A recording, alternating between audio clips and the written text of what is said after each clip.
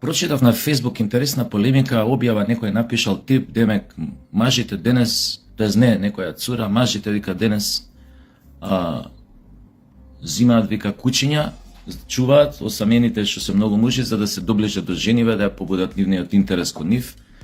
Па некој искоментирал нешто у смисла на демек па нормално дека сме осамени кога жениве ги гледаат, трчаат по синовите на големиве газди, па имаш одговор тамо од не знам кој, дека па нормално дека трчаат по синовите на големите газди, пошто останатите сиромашни или овие клошери што се секогаш се само, како се вика тоа, се прават само жртви, се само сожалуваат, дека ете, тоа завидуваат на способноста на овие синовиве на газдиве.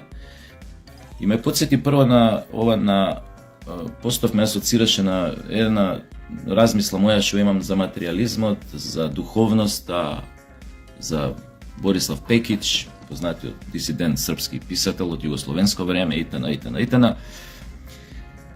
Ама ми текна прво на ова, дека јас искрено не познавам син на газда, кој што се откажал од татко му, газдата, се откажал од цело негово богатство, заминал некаде у пичкоец на некој друг крај на светот, или може би останал тука, но се тргнал од дома, почнал од нула и направил пари. Ја не познам таков. Дали познавате вие? Ово врска со способноста, нели, голема на синовиве на газдиве што се големи. А сосема друга приказна е како тие големи газди, тајкуни денешни, или како ги викаат, направија пари у 90-тите години. Ако тоа треба да го сведеме под способност голема, доаѓаме у повторно, овој се отвора темата на моралот и, кажи го, ова етичките принципи и способноста, нели, како таква, у наводници, затоа што начинот на кој што ги направија тие огромни пари во 90-тите години, денешните тајкуни, е многу познат. Таа е многу интересна приказна, долга, но и замаглена.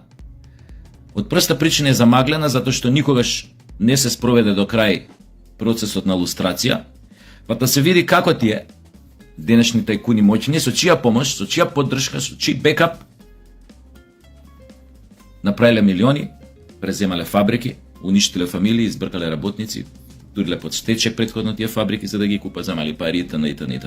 Што значи, поентата ми е не се работите црни и само бели, и не е тука дека се работи барем увакви држави како нашата за некоја огромна предприемачка способност, туку се работи за нешто сосема друго. Во едниот случај кажав што е тоа, затоа што ја лично не познам син на газда кој што се откажал од татко му од неговото богатство, почнал сам и сам направил империја. У Македонија тоа невозможно да го направиш. Некој да успеале, направиле некое богатство, почнале што се вика сами, но пак тука имало бекап, огромен поддршка, огромна, најчесто тоа била политичка партија која што дошла на власт и ради X причини или близини на дотичниот со таа партија некакви му овозможила да отвори такви фирми кои што партијата ќе ги користи за време на своето владење и кои што ќе го натапка со пари, така што ќе му, нели, ќе му ја пуни касата у фирмата со пари за X причини, со проекти, дел од тие пари тој ќе враќа во касата на партијата, во приватни джепови, дел ќе задржи за себе и да, стана и така богаташи. Но ние немаме амерички примери. Или барем немаме кој знае колку амерички примери на богатење овдека се знае како се богати. Значи толку околу способноста, нормално вие пак ќе си бркате работа и мужите нека зимаат кучиња, нека чуваат ако сметаат дека така полесно ќе дојдат, ќе си ја решат осаменоста, ќе дојдат ќе си најдат партнерка, жените исто така, слободно нека продолжат да си трчаат по синовите на овие на газдиве, затоа што нели тие не се само што сожалуваат, не се обвинуваат дека не обвинуваат други дека не се богати како овие клошариве што си така натоме така. Но што значи светот ќе продолжи да си тече да си оди по оној колосек по кој што оди, немојте да се секирате, така е долго време. И сега се отвара прашањето за духовноста. А тоа вели вака, дека поентата на секој капитализам е брутална деспотска власт на материјалното врз духовното. Кај нас, моментално, во западниот свет, не знам како е во тој подалечниот тамо свет, што за него толку многу не знаеме, веројатно исто, материјалниот принцип, желбата за стекнување материјални добра, заслепеноста од материјалното, достигна таков степен да веќе нието еден духовен принцип не може да му се спротистави. У тоа да бидете сигурни, гледаме што се случува, но да знаете дека и тоа си има своја цена. Јас често го употребувам тој израз, све се плаќа на овој свет, буквално све, ама буквално све. Така што тука има една квака од целата таа работа, што тој материјален принцип кој што сега неприкосновен, брутален, кој што деспотски владее над секој духовен принцип, еден ден ќе стане жртва токму на сите оние работи кои што денес го прават да биде силен, да биде моќен, да биде неприкосновен.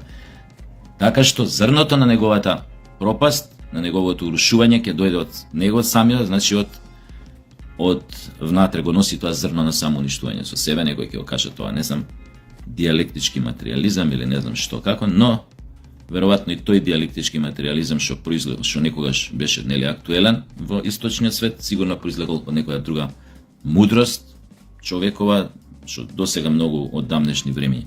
Значи не бил случајно, не му текнал на некого баш така. Тоа е некој подлабок увид на нештата, дека зрната на нашата пропаст, на се она што постои, се наоѓа токму во тие противречности внатрешни итн. Толку околу одредени филозофии, се враќаме на некои поконкретни теми. Да кажеме. Што бара јуришна пушка у раце на 15 годишно дете? На она дете во Тетово, што пукаше во живи луѓе, кај што има убиени, многу ранети. Па еве шанса, можност, обвинителството, што често го спомнуваме у последно време, да покаже неумоливост, бруталност, случајот да го расчисти до крај, не во смисла кој пукал, шо пукал, зошо пукал, тоа горе-доле се знае, него да расчисти во смисла кој се тоа знаел дека Малиов има допир со јуришни автоматски пушки, кој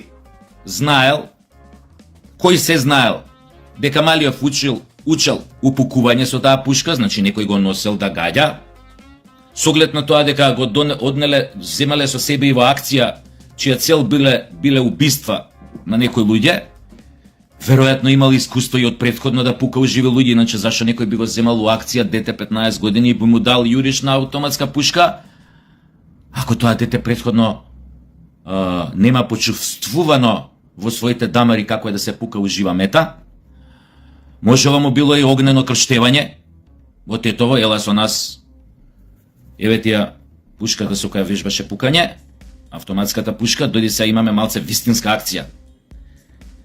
Дали сега сваќате, оно што го правев мојабет пред 2 години, колку сме блиску до нов Коста Кецмановиќ, што се деси у Београд, у тоа училиштето основно, Рибникар како се викаше.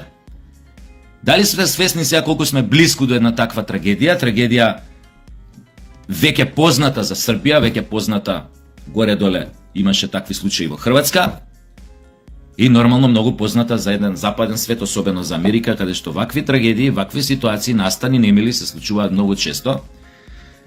Дали сте сега свесни дека ако како обвинителство, како држава не постапиме брутално, дека утре ќе не се случи некој таков копилј, кој што некој го увежбувал упукување со автоматска јуришна пушка, дека може некој у школото кај што учи да му опсуе мајка, да ја земе пушката од дома, калашниковот, да се врати назад и да го потепа цел клас. Дали сега сваќате колку сме блиску до една таква трагедија?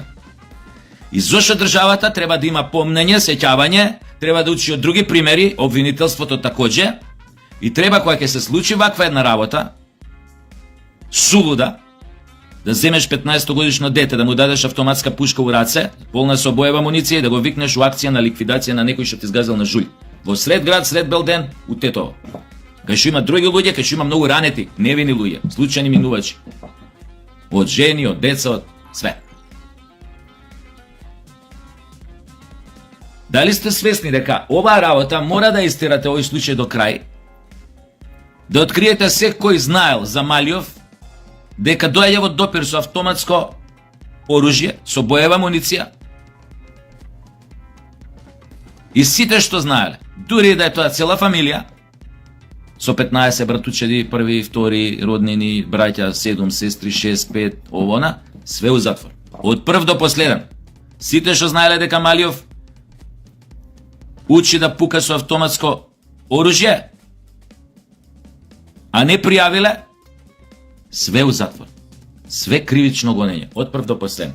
Така државата праќа пример до останатите граѓани дека нема повеќе играње, дека нема играчка со тие работи.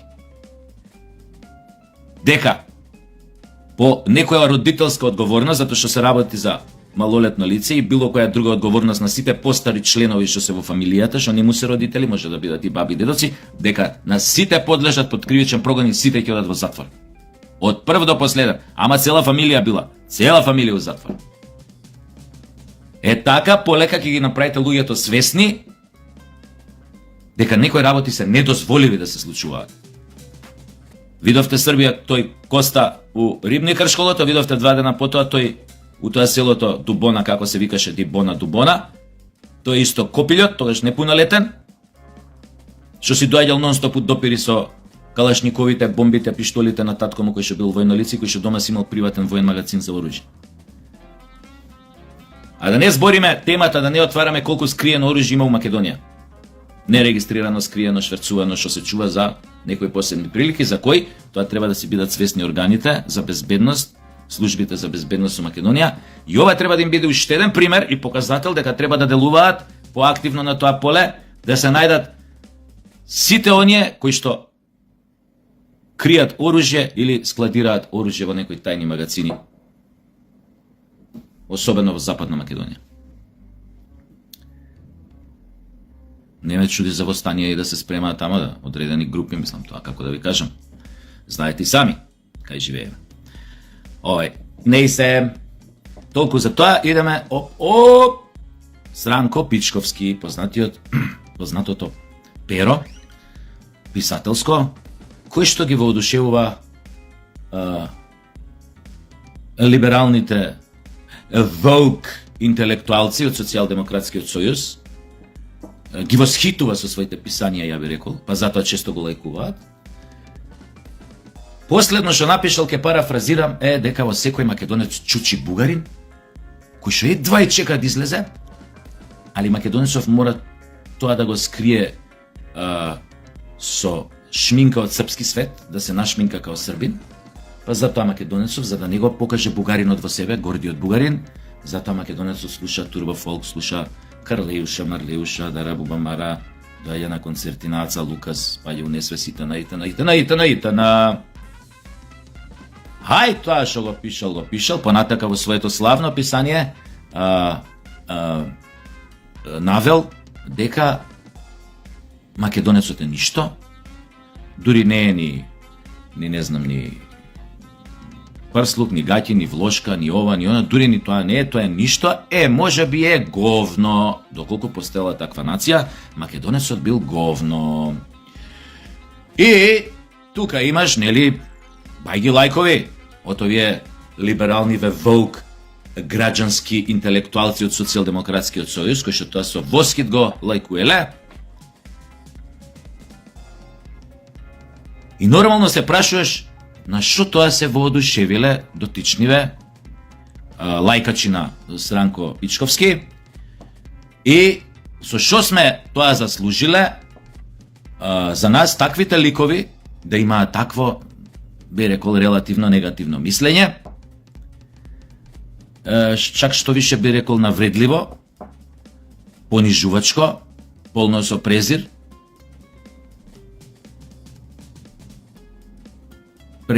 кон сопствениот народ, пошто веројатно и они потекнуваат од истата семка, од истиот ген, истите крвни зрнца, но ете ради некои причини имаат таков презир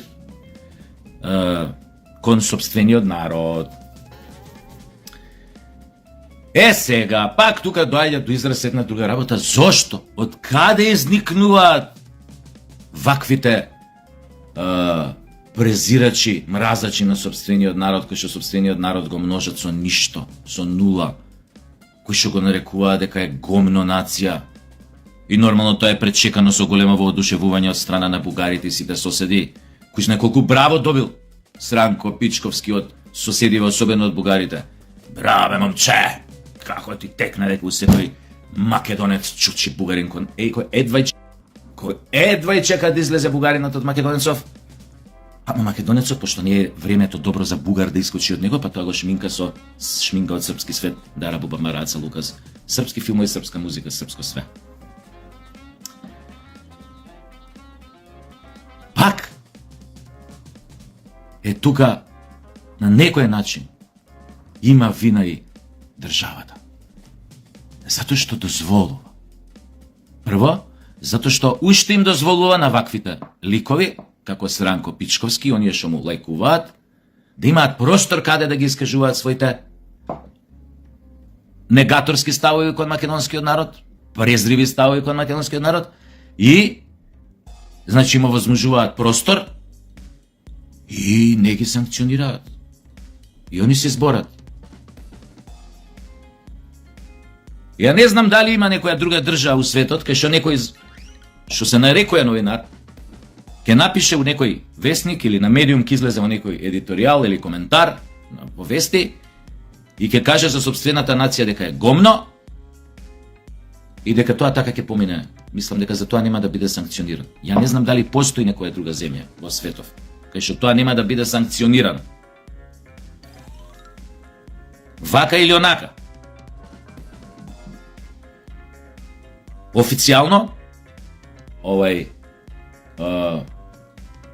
преку судски правен процес или некако другачи. На некој друг начин. Али секако ќе биде санкциониран. Тоа е една работа. Државата мора да почне да ги санкционира ваквите појави, би рекол. Да ги санкционира без пардон. Така ќе им се прати порака на сите лајкачи на Сранко Тричковски, ова е на Сранко Пичковски. Ќе им се прати порака на сите негови лајкачи дека плукањето по сопствениот народ, понижувањата упатени кон сопствениот народ, дека во иднина се касни во дело и да видите како многу брзо таквите ќе престанат веќе да лајкаат слични ставови у кои што македонецот се нарекува дека е гомно од нација. Или дека е гомно. Може би е гомно. Така пише, може би е гомно, доколку постои таква нација. Таков е цитатот, да го цитираме дотичниот. Исто така, државата со тем праќа порака на сите други внатрешни непријатели, кои што се клањаат во други дворови, кај соседите, кои што зимаат пари од соседни држави, за да роварат и да го подкопуваат темелите на оваа држава, кои што користат секоја шанса да го негираат македонскиот идентитет преку разни порталчиња, кои што у Македонија може да се читаат и разни, не знам, такви исто порталчиња што постојат као тамо негде трибуни, мибуни, како се викаат тие, кои што се знае од чиви пари се создадени. Ке знаат многу добро дека е време да ги затворат своите портали, да си ги соберат куферите, да си заминат во државата во која што се колнат и се крстат, која што ги плаќа, и да забораат на оваа држава, тоест да сватат дека се тука веќе не пожелни, дури ни како комши. Нечи. Тоа е втора работа. Рецимо. Трета работа. Трет начин како да се сузбијат појавата на ваквите ликови е државата да измисли стратегија како се она што постоело, што важело до сега, како што проаѓало, што минувало лесно, како повеќе да не минува, тоест државата сама да смисли стратегија како во поедени аспекти малку да го превоспита македонецот, кога кажам да го превоспита на позитивно, тоест малку да му го смени менталитетот во наредни 20-30 години. Се надевам ВМРО ДПМН ќе има таа шанса, ако се паметни, да останат барем 3 циклуси на власт, изборни, барем 3, за да почнат да ги спроведуваат овие работи за кои што зборувам сега, затоа што менталитетот не е ствар што се менува преку ноќ, се менува за... Го треба малце повеќе време, малце повеќе години, но дека треба да го смени, да почне да го менува треба, затоа што за волја на вистината